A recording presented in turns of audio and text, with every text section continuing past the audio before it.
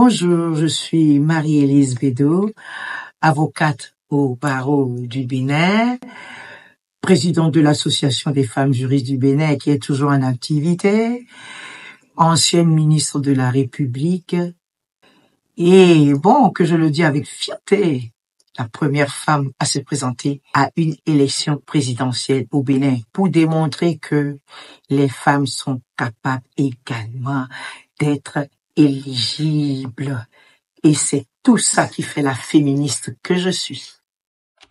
Je vois d'abord la femme que je suis, je vois ma lutte et je vois l'égalité hommes et femmes dans notre société. Ma sensibilité de femme féministe a commencé lorsque je suis revenue de la France et j'ai intégré le barreau du Bénin. Et j'ai découvert que dans notre arsenal juridique, il y a ce qu'on appelle le coutumier du Dahomey. Mais pire, qui ne reconnaît aucun pouvoir juridique pour la femme béninoise, donc aucun droit, nous étions encore sous l'emprise du Code civil français de 1958 qui ne donne aucun droit à la femme. La femme est considérée comme une mineure incapable. Ça veut dire quoi? Lorsqu'elle a fait des études,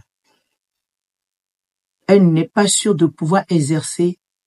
La femme ne peut pas bénéficier de l'héritage ni de son père, ni de sa mère. Mais quand on revient au coutumier du Dahomey, on peut marier une petite fille dans le ventre avant même sa naissance.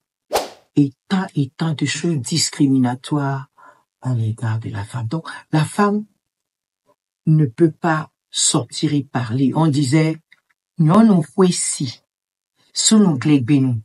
La femme ne sort pas pour assister à des audiences publiques ou intervenir publiquement à la mort de ton mari. Parce que nous avons beaucoup travaillé dans le domaine conjugal. La belle famille peut se lever, te sortir de la maison. Nous, notre féminisme, c'était de rétablir l'équilibre de la femme et de l'homme dans notre société, dans la vie conjugale, dans la vie de tous les jours. C'était de prôner l'égalité hommes et femmes.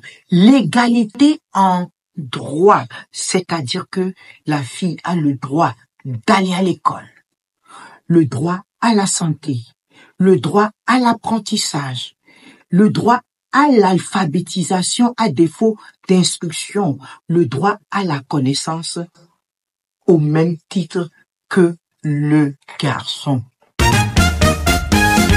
Notre féminisme n'était dirigé contre aucun homme. Ce sont les gens qui veulent transformer notre féminisme en ça. Ce n'est pas un combat contre l'homme. C'est plutôt faire prendre conscience à nos gouvernants, à nos parents, à nos frères et sœurs que nous avons le même cerveau. Nous réfléchissons de la même façon et que nous avons le droit de travailler au même titre qu'eux, d'évoluer au même titre qu'eux, d'apporter de l'argent à la maison et de participer aux charges du ménage. Mieux, de faire de la politique au même titre que les hommes, d'être dans les instances de prise de décision, éduquer les filles et les garçons de la même façon. Et je peux vous dire, au sein de l'Association des femmes juristes du Bénin, lorsque nous avons parcouru le pays, c'est toujours avec des hommes, des femmes, des chefs traditionnels pour que le message passe. Et dans la lutte que j'ai menée par rapport à ce que je vous ai dit, aujourd'hui nous avons le Code des personnes et de la famille qui a réalisé mes rêves. Aujourd'hui, une femme peut hériter des biens du mari quand le mari décède. Et Un homme également va hériter des biens de son épouse décédée. Où est la discrimination? Dans notre constitution, le citoyen, homme et femme, peuvent être nommés dans des postes politiques à égalité de salaire. Et d'ailleurs, c'est notre constitution qui dit que l'homme et la femme sont égaux en droit. J'ai travaillé, pour vous dire, dans la sous-commission de notre constitution du 11 décembre 1990. Donc, j'ai apporté aussi ma pierre à part. Et ce dont je suis encore fier, avoir travaillé pour qu'on puisse lutter contre les violences faites aux femmes. L'ancienne loi, vous verrez même ma signature parce que j'ai eu la chance de devenir ministre au moment où l'Assemblée nationale adoptait cette loi. Ma signature y est et je suis fier. Je vais réagir en prenant le contre-pied de cette histoire de c'est une invention occidentale. Mais je vous ai dit que on était régi par le Code civil français de 1958, où la femme était considérée comme une mineure incapable de réfléchir. La seule capacité qu'on donnait aux filles pour aller à l'école, c'est d'accéder au CPE. Et quand vous vous mariez, votre mari peut vous interdire de travailler. Ça, c'est une loi occidentale que nous, féministes béninoises, on a combattue.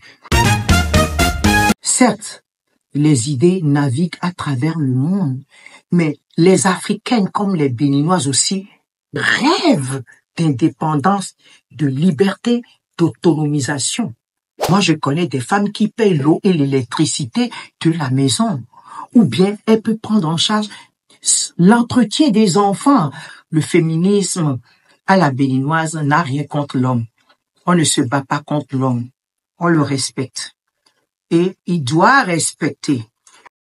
Cette histoire de soumission, pour moi, n'existe même pas parce que lorsque tu t'occupes bien de ta femme, tu es responsable, tu es un homme responsable dans ton foyer, que tu respectes ta femme, automatiquement, tout ce que tu veux de ta femme, tu l'as. Ce que je peux souhaiter à la jeune génération, c'est ce que vous êtes en train de faire déjà. Et pour ça, je dis, je suis fier de vous. Je suis fier de toutes ces associations de jeunes dames comme vous qui vous êtes mis dans nos pas pour continuer parce que nous on ne peut pas tout faire. Nous avons lancé et notre génération a pu faire ce qu'elle peut faire. Mais vous aussi, n'abandonnez pas. N'ayez pas peur qu'on vous traite de tout. Continuez à évoluer par rapport à ce que nous avons déjà fait, que nous avons déjà montré, que nous avons pour la lutte que nous avons déjà faite. Donc, faites même mieux que nous pour l'équilibre de notre société. Continuez surtout, n'abandonnez jamais.